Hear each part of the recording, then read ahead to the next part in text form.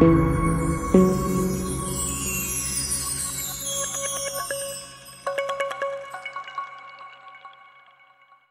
سال پہلے کی بات ہے کہ ایک بہادر شہزادہ جس کا نام سیف تھا، گھوڑے پر سوار ایک بادشاہ کے محل کے پاس آیا۔ وہ یہ دیکھ کر بہت حیران ہوا کہ سارے ملک میں ہر کوئی اداس ہے۔ بادشاہ کہنے لگا، میری بیٹی، میری شہزادی مرحبا اچانک غائب ہو گئی ہے اور اس کا کوئی سراغ نہیں مل رہا۔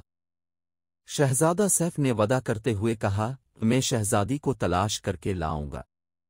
پھر وہ گھوڑے پر سوار ہوا۔ اس نے شہزادی مرحبا کو پہاڑوں پر، جھیلوں میں تلاش کیا، ہر شہر میں لوگوں سے اس کے متعلق پوچھا، لیکن کسی نے شہزادی کو نہیں دیکھا تھا۔ آخرکار وہ ایک جھونپڑی کے پاس پہنچا جس میں ایک بوڑھی عورت رہتی تھی۔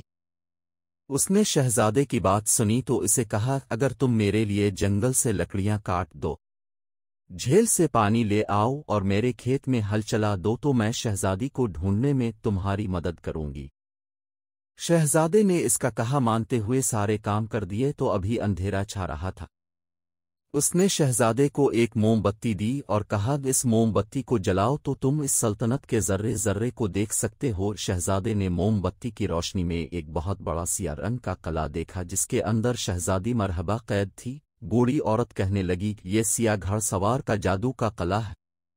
شہزادہ سیف پھر گھوڑے پر سوار ہوا اور اسے دوڑانے لگا حتیٰ کہ وہ سیاہ گھڑ سوار کے جادو کے قلعے کے نزدیک پہنچ گیا، لیکن قلعے کے چاروں طرف جادو کے کانٹوں سے بھری جھاڑیاں سر الفاٹے کھڑی تھیں۔ وہ جتنا انہیں تلوار سے کاٹتا وہ اور بھی زیادہ ہوتی جاتیں۔ آخر مایوس ہو کر اس نے پھر موم بتی جلائی تاکہ دیکھے کہ شہزادی مرحبا کس حال میں ہے۔ موم بتی کا شعلہ جلا تو اتفاق سے جھاڑیوں میں آگ لگ گئی اور وہ خاک کا ڈھیر بن گئیں۔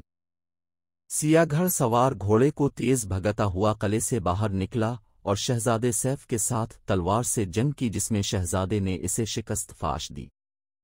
لہذا بادشاہ نے بہادر شہزادے کو اپنی آدھی سلطنت انعام میں دی اور شہزادی مرحبا سے اس کی شادی کر دی اور پھر وہ ہنسی خوشی رہنے لگے۔